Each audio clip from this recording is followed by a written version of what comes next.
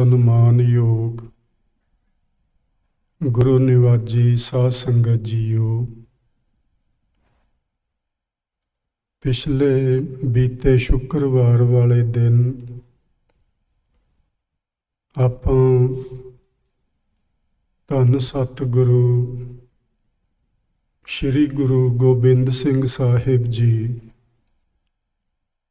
उन्हां दा ज्योति जोत दिवस मना रहे सां आख लईए जां उस दिवस दे संबंध विच विचार कर रहे सां।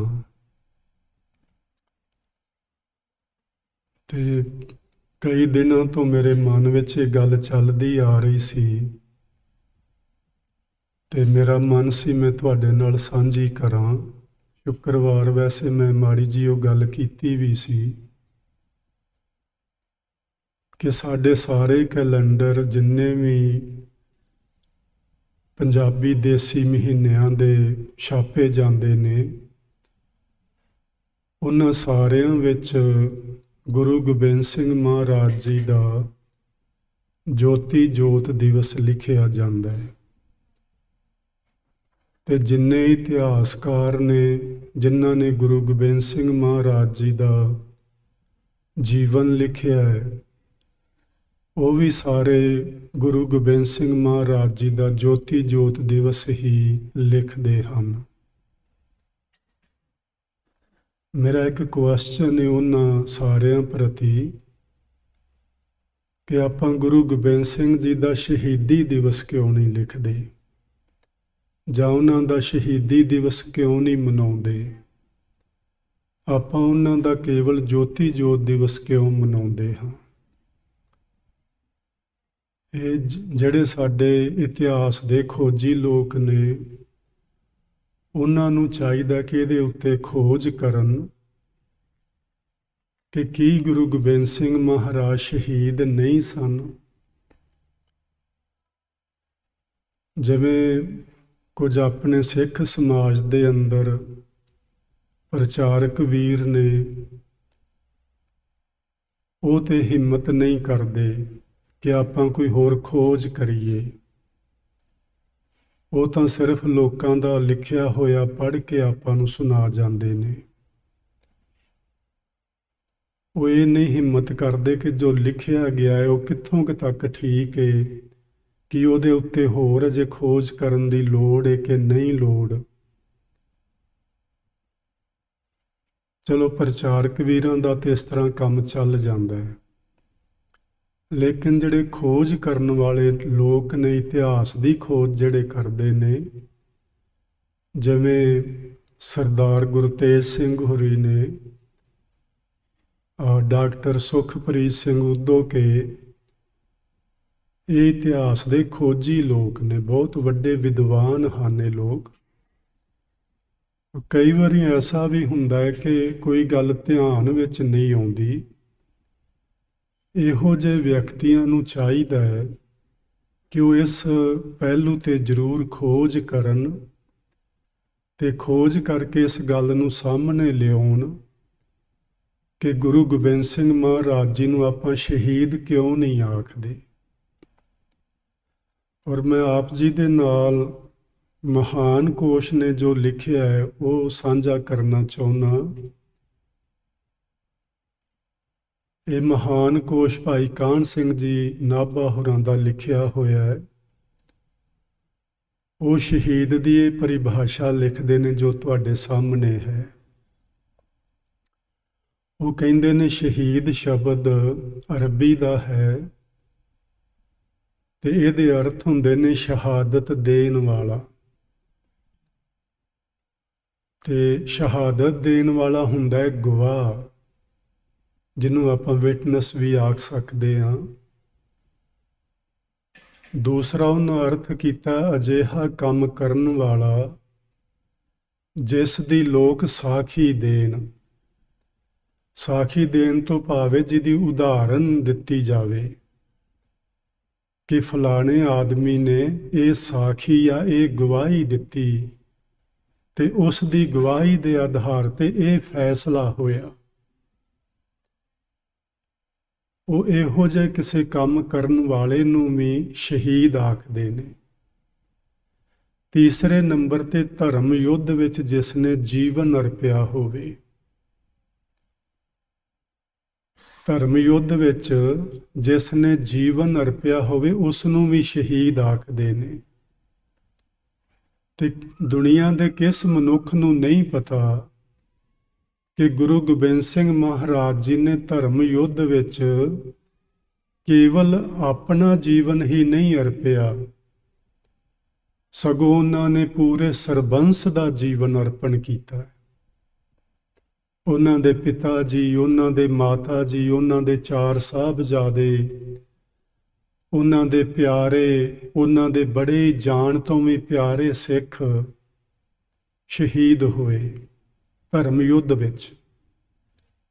ਤੇ ਗੁਰੂ ਗੋਬਿੰਦ ਸਿੰਘ ਮਹਾਰਾਜ ਦੇ ਉੱਤੇ ਵੀ ਅਖੀਰ ਨੂੰ ਜਮਸ਼ੈਦ ਖਾਨ ਪਠਾਨ ਨੇ ਇੱਕ ਛੁਰੇ ਨਾਲ ਵਾਰ ਕੀਤਾ ਸੀ, ਜਿਸ ਕਾਰਨ ਉਹ ਅਕਾਲ ਚਲਾਣਾ ਕਰ ਗਏ ਸਨ। ਸੋ ਇਹ ਮੇਰੀ ਵਿਚਾਰ ਹੀ ਹੈ ਜੀ। ਮੈਂ ਇਸ ਤਰ੍ਹਾਂ ਨਹੀਂ ਕਹਿੰਦਾ ਕਿ ਸ਼ਹੀਦ ਕਿਉਂ ਨਹੀਂ ਆਖਿਆ ਜਾਂਦਾ ਜਾਂ ਅਸੀਂ ਜੋਤੀ ਜੋਤ ਕਿਉਂ ਆਖਦੇ ਹਾਂ। ਮੇਰਾ ਇੱਕ ਸਵਾਲ ਹੈ, ਮੇਰੀ ਇੱਕ ਚਾਹਨਾ ਹੈ ਜਾਣਨ ਦੀ, ਔਰ ਉਹਨਾਂ ਖੋਜੀ ਵੀਰਾਂ ਕੋਲੋਂ ਜਾਣਨ ਦੀ ਚਾਹਨਾ ਹੈ, ਉਹ ਇਸ ਨੂੰ ਸਪਸ਼ਟ ਕਰਨ। ਜੇ ਅਸੀਂ ਕਿੰਨੇ ਸਿੱਖ ਨੇ ਜਿਨ੍ਹਾਂ ਨੂੰ ਸ਼ਹੀਦ ਆਖਦੇ ਹਾਂ, ਭਾਈ ਤਾਰੂ ਸਿੰਘ, ਭਾਈ ਮਤੀ ਦਾਸ, ਭਾਈ ਸਤੀ ਦਾਸ, ਕਿੰਨੇ ਸ਼ਾਬਾਸ਼ ਸਿੰਘ ਹੋਰੀ ਚਰਖੜੀਆਂ ਤੇ ਚੜੇ, ਭਾਈ ਮਣੀ ਸਿੰਘ ਨੇ ਬੰਦ ਕਟਵਾਇਆ, ਉਹਨਾਂ ਸਭਨਾਂ ਨੂੰ ਆਪਾਂ ਸ਼ਹੀਦ ਆਖਦੇ ਹਾਂ। ਸੋ ਗੁਰੂ ਗੋਬਿੰਦ ਸਿੰਘ ਮਹਾਰਾਜ ਜੀ ਦੇ ਬਾਰੇ ਸਾਨੂੰ ਇਹ ਜ਼ਰੂਰ ਸੋਚਣਾ ਚਾਹੀਦਾ ਹੈ। ਭਾਵੇਂ ਗੁਰੂ ਗੋਬਿੰਦ ਸਿੰਘ ਮਹਾਰਾਜ ਸਾਡੇ ਸੋਚਣ ਦੇ ਮੁਤਾਜ ਨਹੀਂ ਹਨ। ਉਹਨਾਂ ਦਾ ਜੀਵਨ ਇੱਕ ਸਿਤਾਰੇ ਵਾਂਗੂ ਆਕਾਸ਼ ਵਿੱਚ ਚਮਕਦਾ ਤੇ ਸਦਾ ਹੀ ਚਮਕਦਾ ਰਹੇਗਾ। ਲੇਕਿਨ ਸਾਡੀਆਂ ਕੁਝ ਜ਼ਿੰਮੇਵਾਰੀਆਂ ਹੁੰਦੀਆਂ ਨੇ, ਸਾਡੇ ਕੁਝ ਫਰਜ਼ ਹੁੰਦੇ ਨੇ, ਉਹਨਾਂ ਫਰਜ਼ਾਂ ਨੂੰ ਅਸਾਂ ਵੀ ਪਹਿਚਾਨਣਾ ਹੁੰਦਾ ਹੈ। ਸੋ ਇਹ ਬਚਨ ਮੈਂ ਆਪ ਜੀ ਨਾਲ ਸਾਂਝਾ ਕਰਨਾ ਜ਼ਰੂਰੀ ਸਮਝਦਾ ਸਾਂ ਕਿ ਜੇ ਤੁਹਾਡੇ ਵਿੱਚੋਂ ਵੀ ਕਿਸੇ ਭੈਣ ਭਰਾ ਦੀ ਪਹੁੰਚ ਹੋਵੇ ਕਿਸੇ ਇਤਿਹਾਸਕਾਰ ਦੇ ਨਾਲ, ਜਾਂ ਸਾਡੇ ਜਿਹੜੇ ਤਖਤ ਸਾਹਿਬਾਨ ਦੇ ਜਥੇਦਾਰ ਸਿੰਘ ਸਾਹਿਬਾਨ ਨੇ, ਉਹਨਾਂ ਤੱਕ ਤੁਹਾਡੀ ਕੋਈ ਪਹੁੰਚ ਹੁੰਦੀ ਹੋਵੇ, ਤੇ ਇਹ ਆਪਣੀ ਚਾਹਨਾ ਤੁਸੀਂ ਉਹਨਾਂ ਦੇ ਸਾਹਮਣੇ ਵੀ ਜ਼ਰੂਰ ਰੱਖਣ ਦੀ ਕੋਸ਼ਿਸ਼ ਕਰਨਾ। ਸੋ ਆਓ ਅੱਜ ਦੇ ਵਿਸ਼ੇ ਵੱਲ ਆਪਾਂ ਆਉਂਦੇ ਹਾਂ। ਅੱਜ ਦਾ ਆਪਣਾ ਵਿਸ਼ਾ ਹੈ ਕੁਦਰਤ ਅਤੇ ਕਾਦਰ। ਉਹਦਾ ਕੋਈ ਅੰਤ ਨਹੀਂ ਪਾਇਆ ਜਾ ਸਕਦਾ, ਉਹ ਬੇਅੰਤ ਹੈ। ਆਪਾਂ ਪਿਛਲੇ ਕੁਝ ਸਮੇਂ ਤੋਂ ਗੁਰੂ ਨਾਨਕ ਦੇਵ ਮਹਾਰਾਜ ਜੀ ਦੀ ਪਵਿੱਤਰ ਬਾਣੀ ਜਪਜੀ ਸਾਹਿਬ ਦੇ ਵਿੱਚੋਂ ਕੁਝ ਸਿਧਾਂਤ ਲੈ ਕੇ ਉਹਨਾਂ ਉੱਤੇ ਗੱਲਬਾਤ ਕਰਦੇ ਆ ਰਹੇ ਹਾਂ। ਉਸੇ ਹੀ ਸੰਬੰਧ ਵਿੱਚ ਗੁਰੂ ਨਾਨਕ ਸਾਹਿਬ ਜਪਜੀ ਸਾਹਿਬ ਜੀ ਦੀ ਪੌੜੀ ਨੰਬਰ 24 ਵਿੱਚ ਲਿਖਦੇ ਨੇ, ਅੰਤ ਨਾ ਜਾਪੈ ਕੀਤਾ ਆਕਾਰ, ਅੰਤ ਨਾ ਜਾਪੈ ਪਾਰਾਵਾਰ। ਇੱਥੇ ਜਿਹੜਾ ਆਕਾਰ ਸ਼ਬਦ ਹੈ ਇਹ ਸ੍ਰਿਸ਼ਟੀ ਲਈ ਜਾਂ ਕੁਦਰਤ ਲਈ ਵਰਤਿਆ ਗਿਆ ਹੈ। ਵਾਹਿਗੁਰੂ ਜੀ ਨੇ ਜਿੰਨਾ ਇਹ ਆਕਾਰ ਬਣਾਇਆ ਹੈ ਪੂਰਿਆਂ ਬ੍ਰਹਿਮੰਡਾਂ ਵਿੱਚ, ਉਹਦਾ ਕੋਈ ਅੰਤ ਨਹੀਂ ਪਾਇਆ ਜਾ ਸਕਦਾ। ਤੇ ਪਾਰਾਵਾਰ ਸ਼ਬਦ ਦਾ ਮਤਲਬ ਹੁੰਦਾ ਹੈ ਜਿਸ ਦਾ ਉਰਲਾ ਪਾਸਾ ਤੇ ਪਰਲਾ ਪਾਸਾ ਨਾ ਲੱਭ ਸਕੇ, ਉਸ ਨੂੰ ਆਪਾਂ ਗੁਰਮੁਖੀ ਵਿੱਚ ਪੰਜਾਬੀ ਬੋਲੀ ਵਿੱਚ ਪਾਰਾਵਾਰ ਆਖਦੇ ਹਾਂ। ਸੋ ਵਾਹਿਗੁਰੂ ਜੀ ਨੇ ਜਿਹੜਾ ਆਕਾਰ ਬਣਾਇਆ ਹੈ, ਜਿਹੜੀ ਬ੍ਰਹਿਮੰਡੀ ਰਚਨਾ ਬਣਾਈ ਹੈ, ਇਹ ਜਿੰਨਾ ਆਕਾਰ ਬਣਾਇਆ ਇਹਦਾ ਕੋਈ ਪਾਰਾਵਾਰ ਨਹੀਂ ਪਾਇਆ ਜਾ ਸਕਦਾ। ਫਿਰ ਅਗਲਾ ਬਚਨ ਹੈ, ਅੰਤ ਕਾਰਨ ਕੇਤੇ ਬਿਲ ਲਾਹੇ, ਤਾਕੇ ਅੰਤ ਨਾ ਪਾਏ ਜਾਹੇ। ਉਹ ਅਕਾਲ ਪੁਰਖ ਵਾਹਿਗੁਰੂ ਜੀ ਜਿਸ ਨੇ ਇਹ ਆਕਾਰ ਬਣਾਇਆ ਹੈ, ਜਿਸ ਦੇ ਬਣਾਏ ਹੋਏ ਆਕਾਰ ਦਾ ਵੀ ਅੰਤ ਨਹੀਂ ਲੱਭ ਸਕਦਾ, ਉਸ ਅਕਾਲ ਪੁਰਖ ਵਾਹਿਗੁਰੂ ਜੀ ਦਾ ਅੰਤ ਕਦੇ ਵੀ ਨਹੀਂ ਲੱਭਿਆ ਜਾ ਸਕਣਾ। ਉਸ ਵਾਹਿਗੁਰੂ ਜੀ ਦਾ ਅੰਤ ਲੱਭਣ ਲਈ ਬਹੁਤ ਸਾਰੇ ਵਿਦਵਾਨ ਸੱਜਣ ਬਿਲਲਾਹੇ ਦਾ ਮਤਲਬ ਹੈ ਜੀ ਵਿਲਕਦੇ ਰਹੇ, ਯਾਨੀ ਉਹਨਾਂ ਨੇ ਮਾਨੋ ਸਿਰ ਧੜ ਦੀ ਬਾਜ਼ੀ ਲਗਾ ਦਿੱਤੀ ਕਿ ਅੰਤ ਲੱਭ ਕੇ ਹੀ ਸਾਹ ਲੈਣਾ। ਇਸ ਨੂੰ ਵਿਲਕਣਾ ਆਖਦੇ ਨੇ। ਪਿੱਛੇ ਜੇ ਆਪਾਂ ਵੇਖਿਆ ਸੀ 5-4 ਸਾਲ ਹੋ ਗਏ ਨੇ ਕਿ ਸਾਇੰਸਦਾਨ ਲੋਕਾਂ ਨੇ ਬੜੀ ਮਿਹਨਤ ਕੀਤੀ, ਬੜੀ ਮੁਸ਼ੱਕਤ ਘਾਲੀ ਤੇ ਉਹਨਾਂ ਨੇ ਇਸ ਬ੍ਰਹਿਮੰਡ ਦੇ ਤੱਤਾਂ ਦੀ ਭਾਲ ਕਰਦਿਆਂ ਖੋਜ ਕਰਦਿਆਂ ਉਸ ਨੂੰ ਤੋੜਦੇ ਛੋਟਾ ਕਰਦੇ ਉੱਥੋਂ ਤੱਕ ਪਹੁੰਚੇ ਜਿਸ ਕਣ ਨੂੰ ਉਹਨਾਂ ਨੇ ਗਾਡ ਪਾਰਟੀਕਲ ਦਾ ਨਾਂ ਦਿੱਤਾ। ਭਾਵੇਂ ਅਸੀਂ ਉਸ ਤੋਂ ਅੱਗੇ ਹੋਰ ਨਾ ਜਾ ਸਕੀਏ, ਲੇਕਿਨ ਉੱਥੇ ਉਸ ਦਾ ਅੰਤ ਨਹੀਂ। ਗੁਰੂ ਨਾਨਕ ਸਾਹਿਬ ਜੀ ਆਖਦੇ ਨੇ ਕਿ ਉਸ ਵਾਹਿਗੁਰੂ ਜੀ ਦਾ ਜਿਸ ਨੇ ਇਹ ਕਣ ਜੋੜ ਕੇ ਇੰਨੇ ਵੱਡੇ ਬ੍ਰਹਿਮੰਡਾਂ ਦੀ ਰਚਨਾ ਕੀਤੀ ਏ, ਉਹਦਾ ਅੰਤ ਨਹੀਂ ਪਾਇਆ ਜਾ ਸਕਦਾ, ਤਾਂ ਕਿ ਅੰਤ ਨਾ ਪਾਏ ਜਾਹੇ। ਸੋ ਇਸੇ ਆਧਾਰ ਤੇ ਆਪਾਂ ਅੱਜ ਦੀ ਜਿਹੜੀ ਵਿਚਾਰ ਏ, ਕੁਦਰਤ ਅਤੇ ਕਾਦਰ ਦਾ ਕੋਈ ਅੰਤ ਨਹੀਂ, ਉਹ ਬੇਅੰਤ ਹੈ, ਇਸ ਦੇ ਉੱਤੇ ਆਪਾਂ ਵਿਚਾਰ ਕਰਨੀ ਹੈ। ਮਨੁੱਖ ਜਦੋਂ ਤੋਂ ਇਹਨੇ ਸੁਰਤ ਸੰਭਾਲੀ ਏ ਔਰ ਇਹਨੇ ਆਪਣੇ ਚੌਗਿਰਦੇ ਵੇਖਿਆ, ਆਪਣੇ ਸਰੀਰ ਵੱਲ ਵੇਖਿਆ, ਆਪਣੇ ਇਹਨਾਂ ਸਰੀਰ ਦੇ ਅੰਗਾਂ ਵੱਲ ਵੇਖਿਆ, ਇਹ ਕਿਸ ਤਰ੍ਹਾਂ ਕੰਮ ਕਰਦੇ ਨੇ, ਕਿਸ ਤਰ੍ਹਾਂ ਬੰਦਾ ਤੁਰਿਆ ਫਿਰਦਾ ਹੈ, ਤੇ ਜਦੋਂ ਇਹਦੇ ਵਿੱਚੋਂ ਕੋਈ ਚੀਜ਼ ਗਾਇਬ ਹੋ ਜਾਂਦੀ ਏ, ਉਦੋਂ ਇਹ ਸਾਰੇ ਅੰਗ ਹੁੰਦਿਆਂ ਹੋਇਆਂ ਵੀ ਇਹ ਕਿਉਂ ਨਹੀਂ ਕੋਈ ਕਰਮ ਕਰਦਾ। ਅੰਗ ਸਾਰੇ ਰਹਿੰਦੇ ਨੇ, ਅੱਖਾਂ ਹੁੰਦੀਆਂ ਨੇ ਲੇਕਿਨ ਇਹ ਵੇਖਦੀਆਂ ਨਹੀਂ, ਜ਼ੁਬਾਨ ਹੁੰਦੀ ਹੈ ਲੇਕਿਨ ਇਹ ਬੋਲਦੀ ਨਹੀਂ, ਹੱਥ ਪੈਰ ਹੁੰਦੇ ਨੇ ਲੇਕਿਨ ਇਹ ਕੰਮ ਨਹੀਂ ਕਰਦੇ। ਉਹ ਕੀ ਹੈ ਜਿਹੜਾ ਵਿੱਚੋਂ ਗਾਇਬ ਹੋ ਗਿਆ, ਜਿਹਦੇ ਕਾਰਨ ਹੁਣ ਇਹ ਸਰੀਰ ਕੰਮ ਕਰਨਾ ਇਹਨੇ ਬੰਦ ਕਰ ਦਿੱਤਾ। ਉਹ ਪਹਿਲਾਂ ਕਿਹੜੀ ਚੀਜ਼ ਸੀ ਇਹਦੇ ਵਿੱਚ, ਜਿਸ ਦੇ ਸਹਾਰੇ ਇੱਕ ਮਿੱਟੀ ਦਾ ਪੁਤਲਾ ਤੁਰਿਆ ਫਿਰਦਾ, ਗੱਲਾਂ ਬਾਤਾਂ ਕਰਦਾ ਤੇ ਸਾਰੇ ਕੰਮ ਕਰਦਾ ਸੀ। ਇਹ ਖੋਜ ਆਰੰਭ ਹੋਈ, ਖੋਜ ਕਰਦਿਆਂ ਅਸੀਂ ਇਸ ਸਿੱਟੇ ਤੇ ਪਹੁੰਚੇ ਹਾਂ ਕਿ ਇਹਦਾ ਅੰਤ ਨਹੀਂ ਪਾਇਆ ਜਾ ਸਕਣਾ।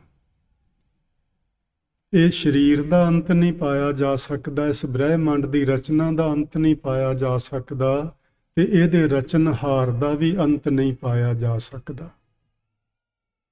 ਵਾਹਿਗੁਰੂ ਜੀ ਨੇ ਇਹ ਜਿਹੜਾ ਮਾਨਵ ਦਿਮਾਗ ਹੈ ਨਾ ਜੀ, ਇਹਦੀ ਬਣਤ ਇਹੋ ਜਿਹੀ ਬਣਾਈ ਏ ਕਿ ਹਰ ਚੀਜ਼ ਦੀ ਭਾਲ ਕਰਦਾ ਹੈ, ਉਹਦੇ ਅਖੀਰ ਤੱਕ ਜਾਣਾ ਚਾਹੁੰਦਾ ਹੈ। ਤੁਸੀਂ ਛੋਟੇ ਬੱਚੇ ਆਪਣੇ ਘਰਾਂ ਵਿੱਚ ਵੇਖੇ ਹੋਣੇ ਨੇ, ਉਹਨਾਂ ਨੂੰ ਕੋਈ ਛੋਟਾ ਜਿਹਾ ਖਿਡੌਣਾ ਲਿਆ ਕੇ ਦਿਓ, ਟੋਇਸ, ਤੇ ਉਹ ਕੀ ਕਰਦੇ ਨੇ ਵੀ ਉਹਨੂੰ ਖੋਲ੍ਹਣਾ ਸ਼ੁਰੂ ਕਰ ਦਿੰਦੇ ਨੇ। ਆਪਾਂ ਨਹੀਂ ਉਹਨਾਂ ਨੂੰ ਆਖਿਆ ਵੀ ਇਹਨੂੰ ਖੋਲ੍ਹ ਲਓ, ਇਹਨੂੰ ਤੋੜ ਭੰਨ ਕੇ ਇਹਦੇ ਵਿੱਚ ਵੇਖੋ ਕੀ ਏ, ਕਿਸੇ ਨੇ ਨਹੀਂ ਆਖਿਆ ਹੁੰਦਾ। ਲੇਕਿਨ ਵਾਹਿਗੁਰੂ ਜੀ ਨੇ ਸਾਡੇ ਦਿਮਾਗ ਦਾ ਪ੍ਰਚਲਨ ਹੀ ਇਹੋ ਜਿਹਾ ਕੀਤਾ ਹੋਇਆ ਹੈ ਕਿ ਉਹ ਛੋਟਾ ਜਿਹਾ ਬੱਚਾ ਉਸ ਖਿਡੌਣੇ ਨੂੰ ਖੋਲ੍ਹਣਾ ਸ਼ੁਰੂ ਕਰਦਾ, ਉਹਦੇ ਵਿੱਚੋਂ ਲੱਭਣਾ ਸ਼ੁਰੂ ਕਰਦਾ ਹੈ, ਤੇ ਭਾਲ ਕਰਦਾ ਉਹ ਸਾਰਾ ਖਿਡੌਣਾ ਖਿਲਾਰ ਕੇ ਬਹਿ ਜਾਂਦਾ, ਉਹਦੇ ਵਿੱਚੋਂ ਲੱਭਦਾ ਕੁਛ ਵੀ ਨਹੀਂ। ਇਹ ਸਾਡੇ ਦਿਮਾਗ ਦੀ ਬਣਤ ਇਹੋ ਜਿਹੀ ਵਾਹਿਗੁਰੂ ਜੀ ਨੇ ਬਣਾਈ ਹੈ, ਤੇ ਅਸੀਂ ਉਸ ਦੇ ਆਧਾਰ ਤੇ ਹੀ ਇਹ ਖੋਜ ਕਰਨੀ ਆਰੰਭ ਕੀਤੀ। ਔਰ ਖੋਜ ਕਰਨੀ ਕੋਈ ਮਾੜੀ ਗੱਲ ਨਹੀਂ ਜੀ, ਇਹ ਬੜੀ ਚੰਗੀ ਗੱਲ ਏ। ਸਾਨੂੰ ਖੋਜ ਸਭਨਾਂ ਨੂੰ ਕਰਨੀ ਚਾਹੀਦੀ ਏ, ਔਰ ਆਪਣੇ ਵਿਸ਼ੇ ਤੇ ਖੋਜ ਕਰਨੀ ਚਾਹੀਦੀ ਏ। ਜੋ ਮੇਰਾ ਵਿਸ਼ਾ ਹੈ ਮੈਂ ਇਹਦੇ ਤੇ ਖੋਜ ਕਰਾਂ, ਜੋ ਤੁਹਾਡਾ ਹੈ, ਜਿਸ ਜਿਸ ਭੈਣ ਭਰਾ ਦਾ, ਤੁਸੀਂ ਆਪਣੇ ਆਪਣੇ ਵਿਸ਼ੇ ਤੇ ਹੋਰ ਅੱਗੇ ਖੋਜ ਕਰੋ। ਗੁਰਬਾਣੀ ਸਾਨੂੰ ਇਹ ਗੱਲ ਆਖਦੀ ਏ, ਖੋਜੀ ਉਪਜੈ ਬਾਦੀ ਬਿਨਸੈ। ਇਹ ਸਿਧਾਂਤ ਹੈ ਜੀ ਗੁਰਮਤਿ ਦਾ। ਖੋਜ ਕਰਨ ਵਾਲੇ ਅੱਗੇ ਵੱਧ ਜਾਂਦੇ ਨੇ ਤੇ ਵਾਦ ਵਿਵਾਦ ਕਰਨ ਵਾਲੇ ਕਿ ਇਹ ਕੀ ਆਖਤਾ, ਇਹ ਕਿਉਂ ਕਰਤਾ, ਉਹ ਉੱਥੇ ਹੀ ਰਹਿ ਜਾਂਦੇ ਨੇ ਪੱਥਰ ਬਣੇ ਹੋਏ। ਇਹ ਜੀ ਗੁਰਮਤਿ ਦਾ ਸਿਧਾਂਤ ਹੈ, ਖੋਜੀ ਉਪਜੈ ਬਾਦੀ ਬਿਨਸੈ। ਫਿਰ ਗੁਰਮਤਿ ਸਾਨੂੰ ਇਹ ਵੀ ਆਖਦੀ ਹੈ ਵੀ ਜੋ ਬ੍ਰਹਿਮੰਡੈ ਸੋਈ ਪਿੰਡੈ, ਜੋ ਖੋਜੈ ਸੋ ਪਾਵੈ। ਪੀਪਾ ਪ੍ਰਣਵੈ ਪਰਮ ਤਤ ਹੈ, ਸਤਿਗੁਰ ਹੋਏ ਲਿਖਾਵੈ। ਇਹ ਗੱਲਾਂ ਜੀ ਬੜੀਆਂ ਸਮਝਣ ਵਾਲੀਆਂ ਨੇ। ਅਸੀਂ ਐਵੇਂ ਪਾਠ ਕਰਕੇ ਹੀ ਅੱਗੇ ਭੱਜੇ ਫਿਰਦੇ ਰਹਿੰਦੇ ਹਾਂ, ਪੜ੍ਹ ਦਿੱਤਾ ਹੈ। ਪੜ੍ਹਨ ਨਾਲ ਕੁਝ ਨਹੀਂ ਜੀ ਹੋਣ ਵਾਲਾ। ਇਹ ਗੱਲ ਅਸੀਂ ਸਮਝਣੀ ਹੈ ਵੀ ਜੋ ਬ੍ਰਹਿਮੰਡੈ ਸੋਈ ਪਿੰਡੈ, ਭਗਤ ਪੀਪਾ ਜੀ ਆਖਦੇ ਨੇ। ਔਰ ਉਹਨਾਂ ਨੇ ਖੋਜ ਕੀਤੀ, ਉਹਨਾਂ ਨੇ ਆਪਣੇ ਸਰੀਰ ਵਿੱਚ ਭਾਲ ਕੀਤੀ ਵੀ ਆਖਰ ਇਹ ਬੰਦੇ ਨੂੰ ਮੈਂ ਵੇਖਦਾ ਹੁਣੇ ਚੰਗਾ ਭਲਾ ਸੀ, ਵਿੱਚੋਂ ਕਿਹੜੀ ਚੀਜ਼ ਗਾਇਬ ਹੋ ਗਈ ਕਿ ਇਹ ਹੁਣ ਬੋਲਦਾ ਹੀ ਨਹੀਂ, ਇਹ ਹੁਣ ਕੋਈ ਕਿਰਿਆ ਕਰਮ ਕਰਦਾ ਹੀ ਨਹੀਂ। ਉਹ ਕਹਿੰਦੇ ਨੇ ਮੈਂ ਇਸ ਆਧਾਰ ਤੇ ਇਹਦੇ ਖੋਜ ਕੀਤੀ ਏ, ਤੇ ਖੋਜ ਕਰਦਿਆਂ ਕਰਦਿਆਂ ਇਹ ਲੱਭਾ ਏ ਕਿ ਇਹਦੇ ਵਿੱਚ, ਇਹਨਾਂ ਤੱਤਾਂ ਦੇ ਵਿੱਚ ਇੱਕ ਪਰਮ ਤੱਤ ਹੈ ਜੋ ਬ੍ਰਹਿਮੰਡ ਹੈ, ਜਿਹੜਾ ਇਸ ਦਾ ਪੂਰੇ ਬ੍ਰਹਿਮੰਡਾਂ ਵਿੱਚ ਇੱਕ ਤੱਤ ਹੈ ਜਿਸ ਨੂੰ ਜੀ ਪੌਰਾਣਿਕ ਭਾਸ਼ਾ ਵਿੱਚ ਪਰਮ ਤੱਤ ਆਖਿਆ ਜਾਂਦਾ ਜਾਂ ਮਹਾਂ ਤੱਤ ਆਖਿਆ ਜਾਂਦਾ। ਪੰਜ ਤੱਤ ਤੇ ਆਪਾਂ ਸਾਰੇ ਜਾਣਦੇ ਹਾਂ ਕਿ ਧਰਤੀ ਹੈ, ਆਕਾਸ਼ ਹੈ, ਪਾਣੀ ਹੈ, ਅਗਨੀ ਹੈ ਤੇ ਵਾਯੂ ਹੈ। ਇਹਨਾਂ ਪੰਜਾਂ ਨੂੰ ਆਪਾਂ ਸਾਰੇ ਜਾਣਦੇ ਹਾਂ, ਲੇਕਿਨ ਇੱਕ ਮਹਾਂ ਤੱਤ ਹੈ, ਉਹਨੂੰ ਆਪਾਂ ਨਹੀਂ ਪਹਿਚਾਣਦੇ, ਉਹਨੂੰ ਆਪਾਂ ਨਹੀਂ ਜਾਣਦੇ ਔਰ ਆਪਾਂ ਉਹਦੇ ਬਾਰੇ ਖੋਜਦੇ ਵੀ ਨਹੀਂ ਹਾਂ। ਲੇਕਿਨ ਭਗਤ ਪੀਪਾ ਜੀ ਕਹਿੰਦੇ ਨੇ ਮੈਂ ਤਾਂ ਖੋਜ ਕੀਤੀ। ਜਿਹੜਾ ਪਰਮ ਤੱਤ ਇਹਨਾਂ ਪੂਰੇ ਬ੍ਰਹਿਮੰਡਾਂ ਵਿੱਚ ਸਮਾਇਆ ਹੋਇਆ ਸੀ, ਉਹੋ ਹੀ ਪਰਮ ਤੱਤ ਸਾਡੇ ਸਰੀਰ ਵਿੱਚ ਵੀ ਹੈ। ਇਹਨਾਂ ਪੰਜਾਂ ਤੱਤਾਂ ਦੇ ਬਣੇ ਹੋਏ ਸਰੀਰ ਵਿੱਚ ਵੀ ਮੌਜੂਦ ਹੈ। ਜੋ ਖੋਜੈ ਸੋ ਪਾਵੈ। ਇਹ ਗੱਲਾਂ ਨਾਲ ਨਹੀਂ ਜੀ ਮਿਲਣਾ, ਪੜ੍ਹਨ ਨਾਲ ਨਹੀਂ ਮਿਲਣਾ, ਸੁਣਨ ਨਾਲ ਨਹੀਂ ਮਿਲਣਾ। ਉਸ ਪਰਮ ਤੱਤ ਦੀ ਖੋਜ ਕਰਨੀ ਪੈਣੀ ਹੈ। ਪੀਪਾ ਭਗਤ ਜੀ ਦਾ ਨਾਂ ਹੈ। ਪ੍ਰਣਵੈ ਬੇਨਤੀ ਕਰਦਾ ਹੈ, ਪਰਮ ਤੱਤ ਹੈ ਸਤਿਗੁਰ ਹੋਏ ਲਿਖਾਵੈ। ਸਤਿਗੁਰੂ ਜਾਣਕਾਰੀ ਦਿੰਦੇ ਨੇ, ਸਤਿਗੁਰੂ ਰਸਤਾ ਵਿਖਾਉਂਦੇ ਨੇ ਖੋਜ ਦਾ ਕਿ ਖੋਜ ਕਰੋ, ਹੋਰ ਡੂੰਘਾ ਜਾਓ, ਹੋਰ ਡੂੰਘਾ ਜਾਓ। ਖੋਜ ਕਰਦੇ ਕਰਦੇ ਤੁਸੀਂ ਇੱਕ ਵਕਤ ਉਸ ਥਾਂ ਤੇ ਪਹੁੰਚ ਜਾਓਗੇ ਜਿੱਥੇ ਜਾ ਕੇ ਤੁਹਾਨੂੰ ਤੁਹਾਡੀ ਅਸਲੀਅਤ ਲੱਭ ਪਵੇਗੀ। ਤੇ ਉਹ ਸਾਡਾ ਜੀ ਸਭਨਾਂ ਦਾ ਫਰਜ਼ ਏ। ਹਰ ਬੰਦੇ ਨੇ ਆਪਣੇ ਅੰਦਰ ਦੀ ਆਪ ਖੋਜ ਕਰਨੀ ਏ, ਕਿਸੇ ਨੇ ਨਹੀਂ ਜੀ ਕਰਕੇ ਦੇਣੀ। ਤੇ ਖੋਜ ਕਰਨ ਦਾ ਇੱਕ ਤਰੀਕਾ ਹੈ ਜੀ ਆਪਣੇ ਆਪ ਨੂੰ ਛੋਟਿਆਂ ਕਰਨਾ, ਆਪਣੇ ਆਪ ਨੂੰ ਨਿਮਰਤਾ ਵਿੱਚ ਲਿਜਾਣਾ। ਛੋਟਿਆਂ ਕਰਨ ਤੋਂ ਭਾਵ ਇਹ ਨਹੀਂ ਕਿ ਅਸੀਂ ਕੋਈ ਸਰੀਰ ਕਰਕੇ ਛੋਟੇ ਹੋਣਾ ਹੈ, ਸਗੋਂ ਨਿਮਰਤਾ ਵਿੱਚ ਜਾ ਕੇ ਆਪਣੇ ਸਰੀਰ ਦੇ, ਜਦੋਂ ਕੋਈ ਖੋਜ ਕਰਦੇ ਨਾ ਜੀ ਕਿਸੇ ਵੀ ਤੱਤ ਦੀ, ਉਸ ਦੇ ਉਹ ਟੁਕੜੇ ਕਰਦੇ ਨੇ। ਟੁਕੜੇ ਕਰਦੇ ਕਰਦੇ ਕਰਦੇ ਕਰਦੇ ਥੱਲੇ ਤੱਕ ਪਹੁੰਚ ਜਾਂਦੇ ਨੇ, ਅਖੀਰ ਤੱਕ ਪਹੁੰਚ ਜਾਂਦੇ ਨੇ। ਅਸੀਂ ਸਰੀਰ ਦੇ ਟੁਕੜੇ ਨਹੀਂ ਕਰਨੇ, ਲੇਕਿਨ ਇਹਨੂੰ ਹਿੱਸਿਆਂ ਵਿੱਚ ਵੰਡ ਕੇ ਵੇਖਣਾ ਆਪਣੀ ਸੁਰਤ ਦੁਆਰਾ। ਉਹਦਾ ਇੱਕ ਤਰੀਕਾ ਹੈ, ਤੁਸੀਂ ਅੱਜ ਹੀ ਅਭਿਆਸ ਕਰਕੇ ਵੇਖਣਾ, ਥੋੜ੍ਹਾ ਜਿਹਾ ਯਤਨ ਕਰਨਾ ਕਿ ਮੇਰੀਆਂ ਅੱਖਾਂ ਹਨ, ਇਹਨਾਂ ਵਿੱਚੋਂ ਦੀ ਵੇਖਦਾ ਕੌਣ ਹੈ। ਜਿਸ ਬੰਦੇ ਦਾ ਮੈਂ ਵੇਖਿਆ ਉਹਦੇ ਵਿੱਚ ਪ੍ਰਾਣ ਨਹੀਂ ਸਨ, ਅੱਖਾਂ ਉਹਦੀਆਂ ਮੌਜੂਦ ਸਨ ਪਰ ਹੁਣ ਵੇਖ ਨਹੀਂ ਸੀ ਰਹੀਆਂ। ਕੀ ਗੱਲ ਬਣ ਗਈ, ਕਿਉਂ ਨਹੀਂ ਵੇਖਦੀਆਂ ਹੁਣ ਉਹ? ਅੱਖਾਂ ਤੇ ਉਹੋ ਹੀ ਨੇ।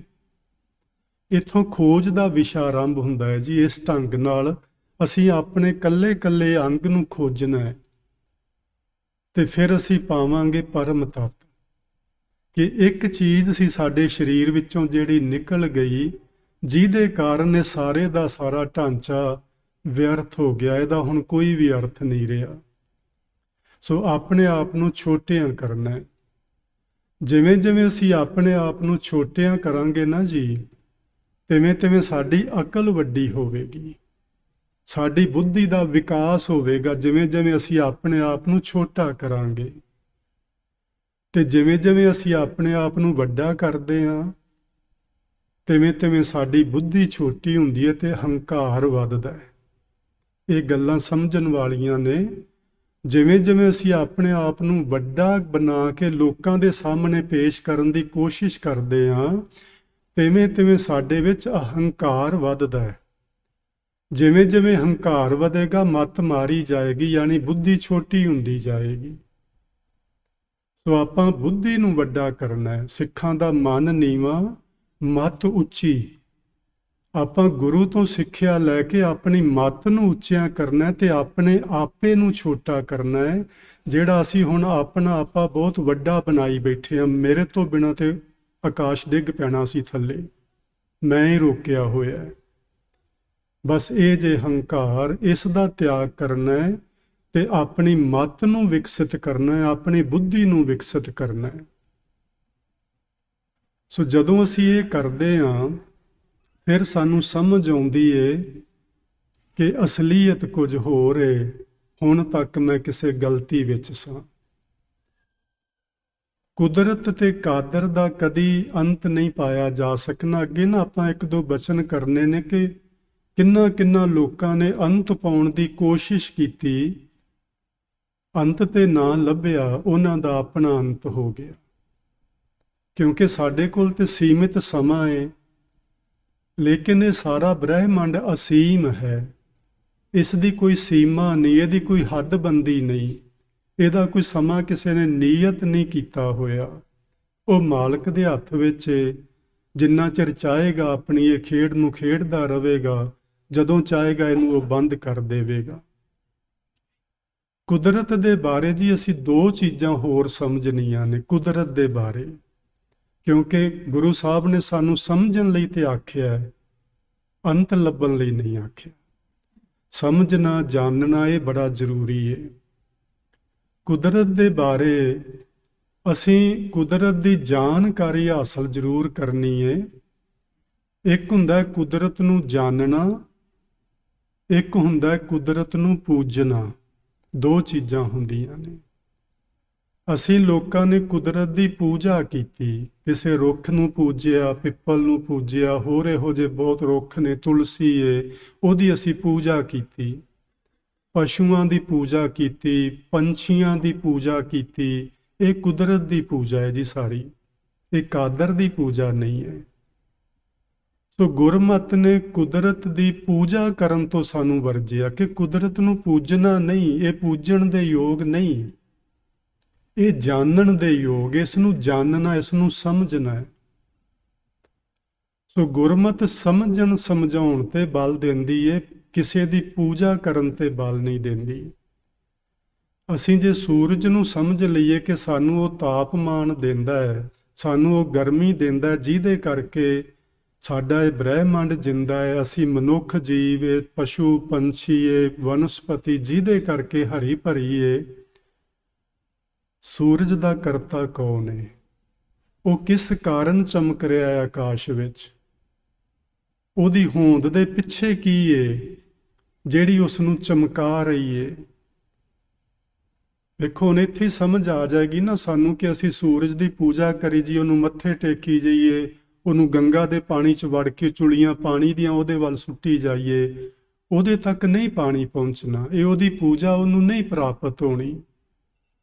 ਲੇਕਿਨ ਜੇ ਅਸੀਂ ਸਮਝਣ ਲੱਗ ਪਏ ਕਿ ਇਸ ਸੂਰਜ ਦੇ ਪਿੱਛੇ ਕਿਹੜੀ ਸ਼ਕਤੀ ਏ ਜਿਹੜੀ ਇਸ ਨੂੰ ਚਮਕਾ ਰਹੀ ਏ, ਜਿਹਦੇ ਕਾਰਨ ਇੰਨੀ ਗਰਮੀ ਸਾਡੇ ਤੱਕ ਪਹੁੰਚਦੀ ਏ ਤੇ ਅਸੀਂ ਜਿੰਦਾ ਹਾਂ, ਜਦੋਂ ਆਪਾਂ ਇਸ ਤਰ੍ਹਾਂ ਉਹਦੀ ਖੋਜ ਕਰਨ ਲੱਗ ਪਏ ਤੇ ਅਸੀਂ ਉਹ ਦਿਨ ਦੂਰ ਨਹੀਂ ਹੋਏਗਾ ਜਦੋਂ ਆਪਣੇ ਅਸਲੇ ਨੂੰ ਪਹਿਚਾਨ ਲਵਾਂਗੇ, ਆਪਣੇ ਪਰਮ ਤੱਤ ਨੂੰ ਸਮਝ ਲਵਾਂਗੇ।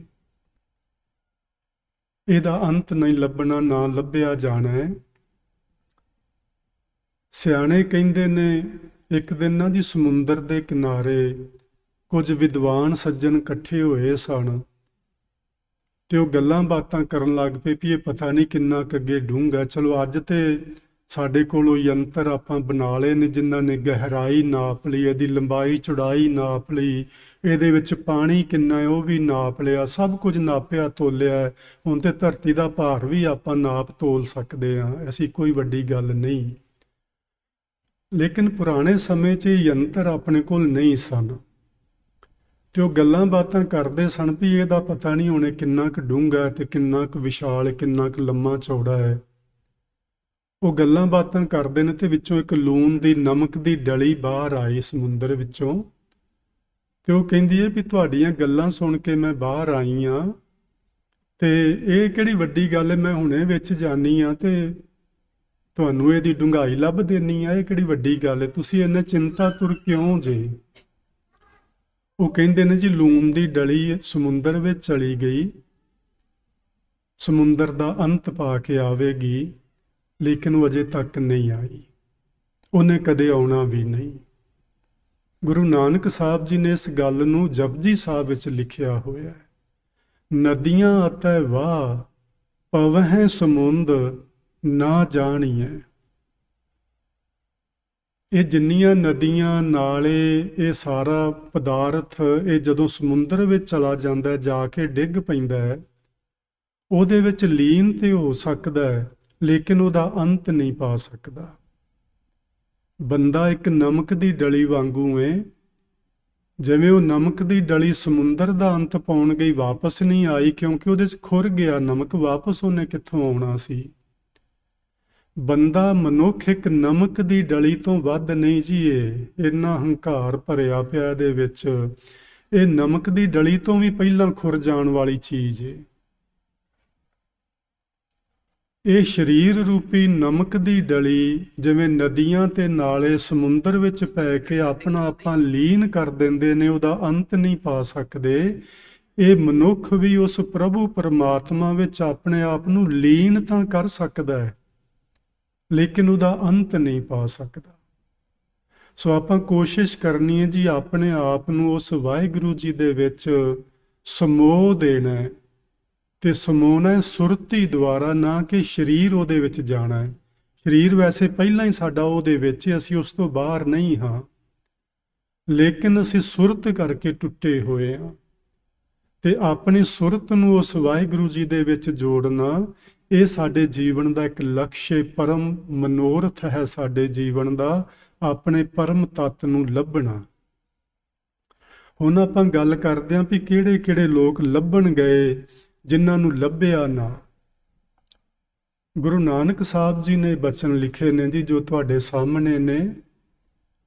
ਉਹਨਾਂ ਨੇ ਆਖਿਆ ਨਾਭ ਕਮਲ ਤੇ ਬ੍ਰਹਮਾ ਉਪਜੇ, ਵੇਦ ਪੜ੍ਹੈ ਮੁਖ ਕੰਠ ਸੁਵਾਰ, ਤਾਕੋ ਅੰਤ ਨ ਜਾਈ ਲਖਣਾ, ਆਵਤ ਜਾਤ ਰਹਿ ਗੁਬਾਰ। ਬਚਨ ਤੇ ਬੜੇ ਸਿੱਧੇ ਨੇ ਲੇਕਿਨ ਇਹਨਾਂ ਦੇ ਪਿੱਛੇ ਨਾ ਇੱਕ ਪੌਰਾਣਿਕ ਕਥਾ ਹੈ। ਉਹ ਕਿੱਥੋਂ ਤੱਕ ਸੱਚ ਹੈ ਆਪਾਂ ਉਹਦੇ ਉੱਤੇ ਤੇ ਨਹੀਂ ਕੁਝ ਵੀ ਗੱਲਬਾਤ ਕਰਨੀ, ਲੇਕਿਨ ਉਹ ਕਥਾ ਹੈ ਪੌਰਾਣਿਕ, ਯਾਨੀ ਪੁਰਾਣਾਂ ਵਿੱਚ ਲਿਖੀ ਹੋਈ ਹੈ, ਖਾਸ ਕਰਕੇ ਭਾਗਵਤ ਪੁਰਾਣ ਵਿੱਚ। ਉਹ ਇਸ ਤਰ੍ਹਾਂ ਲਿਖਿਆ ਹੋਇਆ ਹੈ ਕਿ ਜਦੋਂ ਇਹ ਸ੍ਰਿਸ਼ਟੀ ਦੀ ਰਚਨਾ ਹੋਈ, ਉਹਨਾਂ ਨੇ ਇਹ ਨਹੀਂ ਆਖਿਆ ਕਿ ਰੱਬ ਜੀ ਨੇ ਕੀਤੀ ਹੈ, ਹੋਈ। ਕਿਉਂਕਿ ਕੁਝ ਮਤ ਨੇ ਜਿਹੜੇ ਮੰਨਦੇ ਨੇ ਕਿ ਇਸ ਰਚਨਾ ਨੂੰ ਰਚਣ ਵਾਲਾ ਕੋਈ ਵੀ ਨਹੀਂ, ਇਹ ਆਪਣੇ ਆਪ ਹੋਈ ਹੈ। ਇੱਕ ਜੀ ਵਾਹਵਾ ਪੁਰਾਣੀ ਗੱਲ ਹੈ, 8-10 ਵਰ੍ਹੇ ਪਹਿਲਾਂ ਦੀ। ਮੇਰੇ ਕਮਰੇ 'ਚ ਨਾ ਇੱਥੇ ਗੁਰਦੁਆਰੇ ਸਾਹਿਬ ਹੀ ਉਦੋਂ ਉਹ ਥੱਲੇ ਹੁੰਦਾ ਸੀ, ਬੇਸਮੈਂਟ ਵਿੱਚ ਮੇਰਾ ਕਮਰਾ।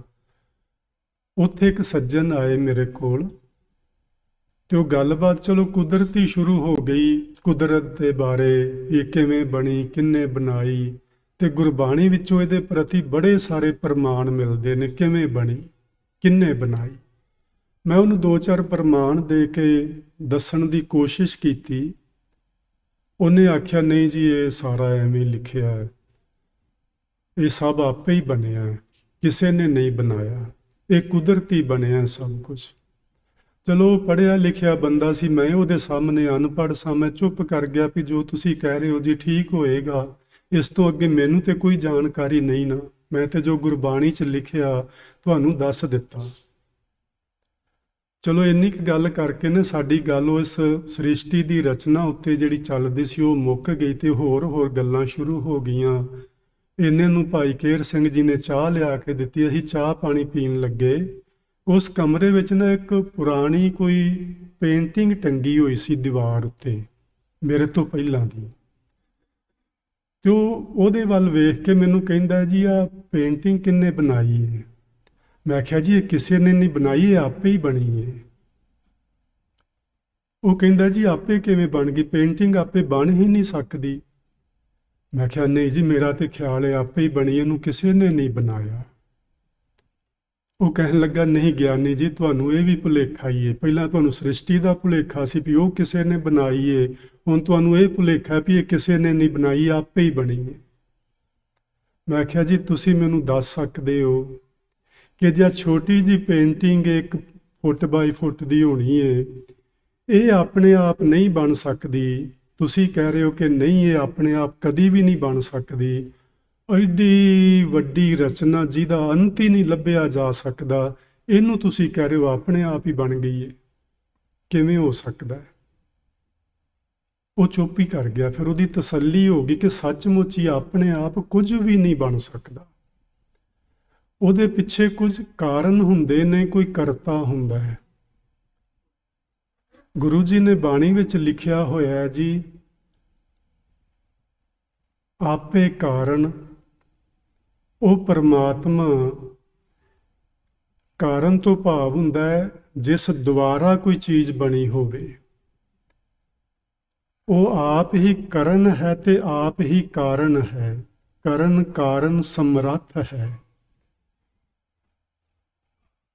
ਕਰਨ ਤੋਂ ਭਾਵ ਇਹ ਸੰਸਾਰ ਜੋ ਉਹਨੇ ਬਣਾਇਆ, ਕਾਰਨ ਤੋਂ ਭਾਵ ਜਿਸ ਦੁਆਰਾ ਬਣਿਆ। ਬਣਾਉਣ ਵਾਲਾ ਆਪ ਹੈ ਪਰਮੇਸ਼ਵਰ। ਸੰਸਾਰ ਨੂੰ ਬਣਾ ਕੇ ਇਹ ਗੁਰਮਤਿ ਦਾ ਮੰਨਣਾ ਹੈ ਜੀ ਕਿ ਇਸ ਤੋਂ ਵੱਖਰਾ ਨਹੀਂ ਹੋਇਆ ਉਹ। ਜਿਹੜੇ ਲੋਕ ਇਹ ਮੰਨਦੇ ਨੇ ਕਿ ਆਪਣੇ ਆਪ ਬਣੀ ਹੈ ਕੁਦਰਤ, ਇਹ ਸਾਰੀ ਸ੍ਰਿਸ਼ਟੀ ਆਪਣੇ ਆਪ ਬਣੀ ਹੈ, ਪਹਿਲੀ ਗੱਲ ਉਹ ਰੱਬ ਨੂੰ ਮੰਨਦੇ ਨਹੀਂ। ਜੇ ਮੰਨਦੇ ਨੇ ਤੇ ਉਹਨੂੰ ਕਿਸੇ ਆਕਾਸ਼ ਵਿੱਚ ਕਿਤੇ ਉੱਚੀ ਥਾਂ ਤੇ ਬੈਠਾ ਹੋਇਆ, ਆਪਣਾ ਦਫ਼ਤਰ ਲਾ ਕੇ ਬੈਠਾ, ਉਹ ਇਸ ਤਰ੍ਹਾਂ ਮੰਨਦੇ ਨੇ ਉਹਨੂੰ। ਲੇਕਿਨ ਗੁਰਮਤ ਇਸ ਤਰ੍ਹਾਂ ਨਹੀਂ ਮੰਨਦੀ। ਗੁਰਮਤ ਕਹਿੰਦੀ ਇਹ ਜਗ ਸੱਚੇ ਕੀ ਹੈ ਕੋਠੜੀ। ਪਰਮੇਸ਼ਵਰ ਜੀ ਨੇ ਸਾਰੀ ਰਚਨਾ ਨੂੰ ਰਚ ਕੇ ਇਸ ਤੋਂ ਵੱਖਰਾ ਕੋਈ ਆਪਣਾ ਦਫ਼ਤਰ ਨਹੀਂ ਬਣਾਇਆ, ਸਗੋਂ ਇਹਦੇ ਵਿੱਚ ਹੀ ਲੀਨ ਹੋ ਗਿਆ। ਇਹਦੇ ਵਿੱਚ ਹੀ ਉਹ ਮਾਲਕ ਬਿਰਾਜਮਾਨ ਹੈ। ਸੋ ਉਹਨਾਂ ਨੇ ਆਖਿਆ ਜੀ ਜਦੋਂ ਇਹ ਸ੍ਰਿਸ਼ਟੀ ਬਣੀ, ਉਹਨਾਂ ਨੇ ਬਣਾਈ ਨਹੀਂ ਆਖਿਆ। ਜਦੋਂ ਇਹ ਬਣੀ ਤੇ ਵਿਸ਼ਨੂੰ ਜੀ ਪੈਦਾ ਹੋਏ, ਉਹਨੂੰ ਹਰੀ ਵੀ ਆਖਦੇ ਨੇ। ਵਿਸ਼ਨੂੰ ਜੀ ਪੈਦਾ ਹੋਏ ਤੇ ਉਹਨਾਂ ਦੀ ਨਾਭੀ ਵਿੱਚੋਂ, ਧੁੰਨੀ ਵਿੱਚੋਂ ਇੱਕ ਕਮਲ ਦਾ ਫੁੱਲ ਪੈਦਾ ਹੋਇਆ। ਉਸ ਕਮਲ ਦੇ ਫੁੱਲ ਵਿੱਚੋਂ ਬ੍ਰਹਮਾ ਜੀ ਪੈਦਾ ਹੋਏ। ਉਸ ਕਮਲ ਦੇ ਫੁੱਲ ਵਿੱਚੋਂ ਬ੍ਰਹਮਾ ਜੀ ਪੈਦਾ ਹੋਏ। ਤੇ ਬ੍ਰਹਮਾ ਜੀ ਨੇ 4 ਚੁਫੇਰੇ ਵੇਖਿਆ। ਤੁਸੀਂ ਸਮਝਦੇ ਹੋ ਨਾ ਜੀ, ਉਹਦੇ 4 ਮੂੰਹ ਨੇ ਬ੍ਰਹਮਾ ਦੇ। ਤੇ ਉਹ ਇਸੇ ਹੀ ਬਿਨਾਂ ਤੇ ਨੇ ਕਿ ਉਹਨੇ 4 ਚੁਫੇਰੇ 4 ਦਿਸ਼ਾਵਾਂ ਵੱਲ ਵੇਖਿਆ, ਉਹਦੇ 4 ਮੂੰਹ ਹੋ ਗਏ। ਉਹਦੇ ਬਾਰੇ ਗੁਰੂ ਨਾਨਕ ਸਾਹਿਬ ਜੀ ਨੇ ਲਿਖਿਆ ਕਿ ਉਹ ਨਾਭ ਕਮਲ ਤੇ ਬ੍ਰਹਮਾ ਉਪਜੇ। ਇਹ ਪੌਰਾਣਿਕ ਕਥਾ ਦਾ ਹਵਾਲਾ ਉਹਨਾਂ ਨੇ ਦਿੱਤਾ ਹੈ ਕਿ ਜਿਹੜੀ ਵਿਸ਼ਨੂੰ ਦੀ ਨਾਭੀ ਤੋਂ ਕਮਲ ਪੈਦਾ ਹੋਇਆ, ਉਸ ਕਮਲ ਵਿੱਚੋਂ ਬ੍ਰਹਮਾ ਜੀ ਉਪਜੇ। ਵੇਦ ਪੜ੍ਹੈ ਮੁਖ ਕੰਠ ਸੁਵਾਰ। ਉਹ ਕਹਿੰਦੇ ਨੇ ਕਿ ਉਹਦੇ ਜਿਹੜੇ 4 ਮੂੰਹ ਸਨ ਨਾ ਬ੍ਰਹਮਾ ਜੀ ਦੇ, ਉਹਨੇ ਇੱਕ ਇੱਕ ਮੂੰਹ ਵਿੱਚੋਂ ਇੱਕ ਇੱਕ ਵੇਦ ਉਚਾਰਿਆ। ਉਹ ਵੇਦ ਵੀ ਤਾਂ ਹੀ 4 ਨੇ ਕਿ ਉਹਨੇ ਹਰ ਮੂੰਹ ਵਿੱਚੋਂ ਇੱਕ ਇੱਕ ਵੇਦ ਦੀ ਰਚਨਾ ਕੀਤੀ। ਵੇਦ ਪੜ੍ਹੈ ਮੁਖ ਕੰਠ ਸੁਵਾਰ। ਜਿਹਦੇ ਉਚਾਰਨ ਕੀਤੇ ਹੋਏ 4 ਵੇਦਾਂ ਨੂੰ ਪੰਡਿਤ ਜਨ ਵਿਚਾਰਦੇ ਨੇ, ਪੜ੍ਹਦੇ ਨੇ, ਸਮਝਦੇ ਤੇ ਲੋਕਾਂ ਨੂੰ ਸਮਝਾਉਂਦੇ ਨੇ। ਇਸ ਬ੍ਰਹਮਾ ਦੀ ਗੱਲ ਗੁਰੂ ਨਾਨਕ ਸਾਹਿਬ ਕਰਨ ਲੱਗੇ ਨੇ। ਉਹ ਕਹਿੰਦੇ ਨੇ ਕਿ ਜਦੋਂ ਪੈਦਾ ਹੋਇਆ, ਚਫੇਰੇ ਵੇਖਿਆ, ਅੰਧ ਗੁਬਾਰ ਦੂਰ ਤੱਕ ਫੈਲਿਆ ਹੋਇਆ, ਤੇ ਆਪਣੇ ਆਪ ਵੱਲ ਵੇਖਿਆ ਤੇ ਮੈਂ ਕੌਣ ਹਾਂ। ਤੇ ਇੱਕ ਆਵਾਜ਼ ਆਈ ਕਿ ਤੂੰ ਇਸ ਨਾਭ ਕਮਲ ਵਿੱਚੋਂ, ਇਹਦੀ ਜਿਹੜੀ ਥੱਲੇ ਨਾਲੀ ਹੁੰਦੀ ਹੈ ਨਾ ਜੀ, ਕਮਲ ਦੀ ਲੰਬੀ ਹੁੰਦੀ ਉਹ, ਵੀ ਇਹਦੇ ਵਿੱਚੋਂ ਤੂੰ ਪੈਦਾ ਹੋਇਆ। ਜਦੋਂ ਇਹ ਆਵਾਜ਼ ਆਈ ਉਹ ਵੱਡਾ ਹੋਣ ਦਾ ਮਾਣ ਹੰਕਾਰ ਸੀ ਉਹਦੇ ਮਨ ਵਿੱਚ, ਤੇ ਉਹ ਕਹਿੰਦੇ ਨੇ ਉਹਨੂੰ ਲੱਤ ਮਾਰੀ ਉਹਨੇ ਤੇ ਉਹਦੇ ਵਿੱਚ ਚਲਾ ਗਿਆ, ਉਸ ਕਮਲ ਦੀ ਜਿਹੜੀ ਨਾਲੀ ਹੁੰਦੀ ਉਹਦੇ ਵਿੱਚ ਚਲਾ ਗਿਆ ਤੇ ਕਈ ਯੁੱਗ ਜਾਂਦਾ ਰਿਹਾ ਉਸ ਨਾਲੀ ਦੇ ਅੰਦਰ।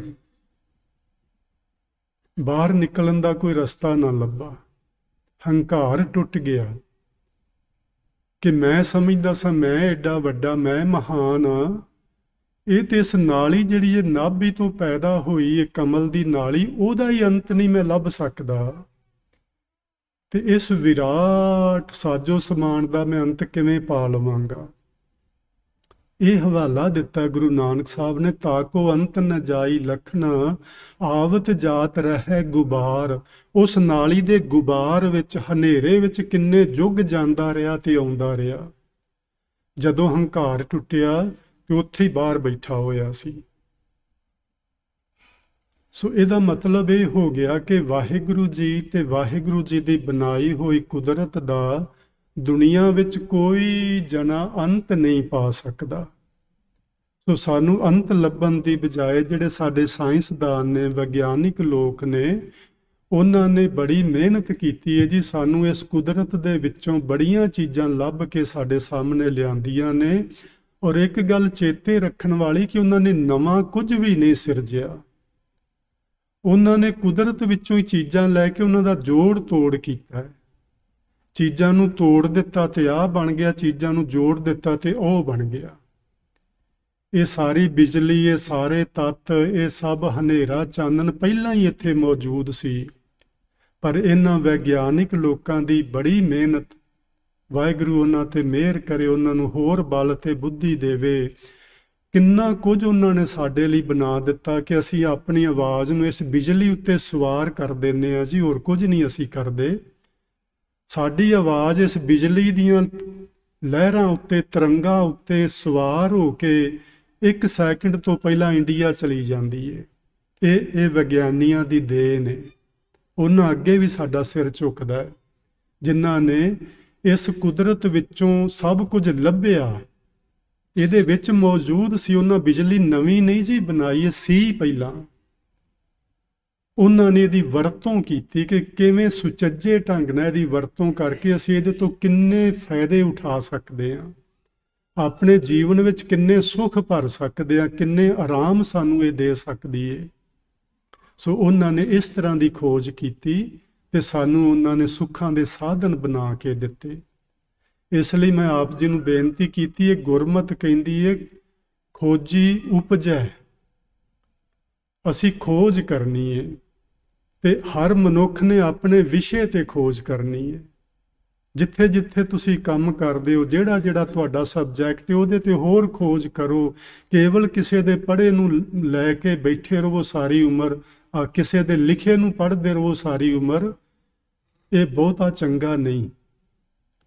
ਕਿਸੇ ਨੇ ਇੱਕ ਕਦਮ ਪੁੱਟਿਆ ਹੈ ਤੇ ਉੱਥੇ ਪੈੜ ਬਣ ਗਈ ਹੈ, ਇਹਦਾ ਮਤਲਬ ਇਹ ਨਹੀਂ ਕਿ ਅਸੀਂ ਉਸ ਪੈੜ ਤੇ ਰੁਕੇ ਰਹਿਣਾ ਹੈ। ਅਸੀਂ ਆਪਣੇ ਕਦਮ ਅੱਗੇ ਹੋਰ ਪੁੱਟਣੇ ਨੇ ਤਾਂ ਕਿ ਉਸ ਪੈੜ ਨੂੰ ਅਸੀਂ ਰਸਤਾ ਬਣਾ ਸਕੀਏ।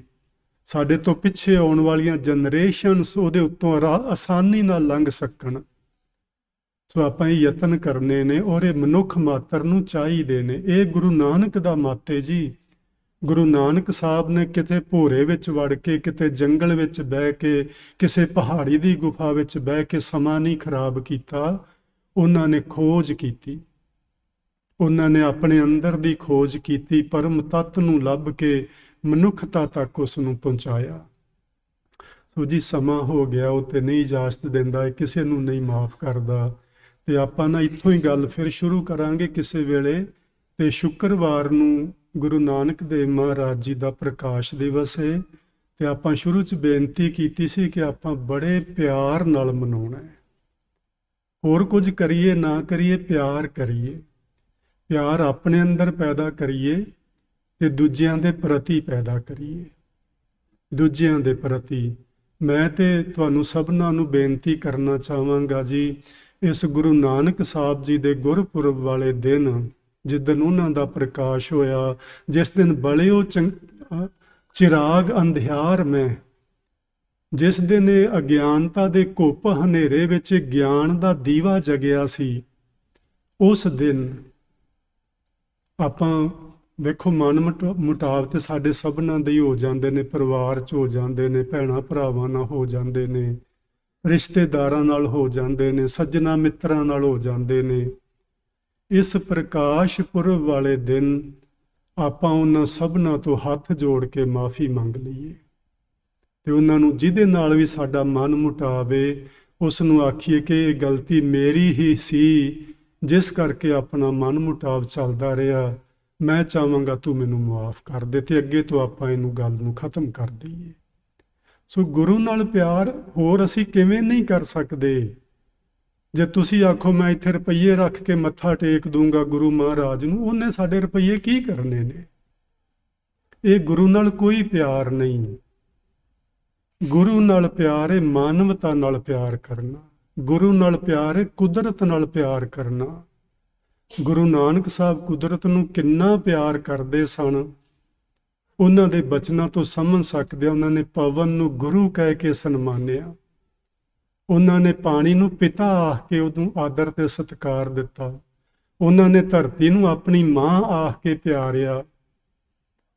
ਜੇ ਸੱਚੀ ਮੁੱਚੀ ਗੁਰਪੁਰਬ ਮਨਾਉਣਾ ਹੈ, ਪਿਆਰ ਨਾਲ ਮਨਾਉਣਾ ਹੈ ਤੇ ਇਸ ਢੰਗ ਨਾਲ ਮਨਾਈਏ, ਕੁਦਰਤ ਨੂੰ ਪਿਆਰ ਕਰੀਏ, ਕੁਦਰਤ ਵਿੱਚ ਵਸਦੇ ਸਭ ਜੀਵਾਂ ਨਾਲ ਪਿਆਰ ਕਰੀਏ। ਇਹ ਜਿਹੜੇ ਵੱਡੇ ਲੋਕ ਭਾਈ ਮਿਜ਼ਾਈਲਾਂ ਦੇ ਉੱਤੇ ਜਾ ਕੇ ਉਹਨਾਂ ਨੂੰ ਪਰਖ ਰਹੇ ਨੇ, ਵੱਡੇ ਵੱਡੇ ਬੰਬ ਫੋੜ ਰਹੇ ਨੇ, ਐਟਮ ਬੰਬ ਬਣਾ ਕੇ ਉਹਨਾਂ ਨੂੰ ਪਰਖ ਰਹੇ ਨੇ। ਇੱਕ ਜ਼ਹਿਰੀਲੀਆਂ ਗੈਸਾਂ ਐਸੀਆਂ ਛੱਡ ਰਹੇ ਨੇ ਜਿਹੜੀ ਮਾਨਵਤਾ ਲਈ ਉਹ ਖਤਰਨਾਕ ਸਿੱਧ ਹੋਣਗੀਆਂ। ਮੈਂ ਤੇ ਦੀਵਾਲੀ ਦੇ ਪਟਾਕਿਆਂ ਨੂੰ ਕਹਿ ਰਿਹਾ ਸਾਂ ਵੀ ਆਹ ਤੁਸੀਂ ਕੀ ਕਰਦੇ ਹੋ ਪਏ, ਇੰਨੀ ਜ਼ਹਿਰੀਲੀ ਗੈਸ ਹੈ। ਸਾਇੰਸਦਾਨ ਕਹਿੰਦੇ ਨੇ ਇਹ ਗੈਸ ਖਤਮ ਨਹੀਂ ਹੁੰਦੀ, ਇਹ ਇੱਥੇ ਹੀ ਰਹਿਣੀ ਹੈ, ਸਦਾ ਵਾਸਤੇ ਰਹਿਣੀ ਹੈ। ਜਿਹੜੀ ਆਪਾਂ ਛੱਡ ਦਿੱਤੀ ਕਿ ਉਹ ਸਾਡੇ ਲਈ ਖਤਰੇ ਦੀ ਘੰਟੀ ਹੈ। ਸਾਇੰਸਦਾਨ ਇਹ ਗੱਲ ਕਹਿੰਦੇ ਨੇ ਜੀ, ਜਦੋਂ ਇਸ ਧਰਤੀ ਦੇ ਉੱਤੇ ਸਿਰਫ 1.5 ਡਿਗਰੀ ਤਾਪਮਾਨ ਵੱਧ ਗਿਆ, ਸਿਰਫ 1.5 ਡਿਗਰੀ ਧਰਤੀ ਦਾ ਤਾਪਮਾਨ ਜਿੱਦਣ ਵਧਿਆ ਸਾਡਾ ਜੀਵਨ ਖਤਰੇ ਵਿੱਚ ਪੈ ਜਾਣਾ ਹੈ। ਤੇ ਆਪਾਂ ਇਹਨਾਂ ਚੀਜ਼ਾਂ ਨੂੰ ਸਮਝ ਨਹੀਂ ਰਹੇ। ਹੁਣ ਆਪਣੀਆਂ ਜਨਰੇਸ਼ਨਸ, ਆਪਣੇ ਬੱਚੇ ਉਹ ਇਸ ਨੂੰ ਭੁਗਤਣਗੇ। ਆਪਾਂ ਸਮਝੀਏ ਇਹਨਾਂ ਚੀਜ਼ਾਂ ਨੂੰ ਬੰਦ ਕਰਨਾ ਚਾਹੀਦਾ ਹੈ ਔਰ ਇਸ ਨੂੰ ਸਵੱਛ ਬਣਾਉਣਾ ਚਾਹੀਦਾ ਹੈ, ਪੂਰੇ ਵਾਤਾਵਰਣ ਨੂੰ ਸਾਫ਼ ਬਣਾਉਣਾ ਚਾਹੀਦਾ ਹੈ ਤਾਂ ਕਿ ਅਸੀਂ ਆਪ ਸੁੱਖ ਦਾ ਸਾਹ ਲਈਏ ਤੇ ਸਾਡੀਆਂ ਆਉਣ ਵਾਲੀਆਂ ਪੀੜ੍ਹੀਆਂ ਸੁੱਖ ਦਾ ਸਾਹ ਲੈ ਸਕਣ। ਸੋ ਇੰਨੇ ਕੁ ਬਚਨ ਜੀ ਤੁਸੀਂ ਅੱਜ ਪ੍ਰਵਾਨ ਕਰਨਾ। ਆਪਾਂ ਸ਼ੁੱਕਰਵਾਰ ਨੂੰ ਫਿਰ ਮਿਲਾਂਗੇ, ਗੁਰੂ ਮਹਾਰਾਜ ਮਿਹਰ ਕਰਨ ਤੇ ਉਸ ਦਿਨ ਆਪਾਂ ਗੁਰੂ ਨਾਨਕ ਸਾਹਿਬ ਜੀ ਦੇ ਜੀਵਨ ਵਿੱਚੋਂ ਕੁਝ ਹੋਰ ਵੀ ਸਿੱਖਣ ਦਾ ਯਤਨ ਕਰਾਂਗੇ। ਹੋਈਆਂ ਭੁੱਲਾਂ ਦੀ ਖਿਮਾ ਜੀ। ਪਿਆਰ ਨਾਲ ਆਖੋ ਵਾਹਿਗੁਰੂ ਜੀ ਕਾ ਖਾਲਸਾ, ਵਾਹਿਗੁਰੂ ਜੀ ਕੀ ਫਤਿਹ।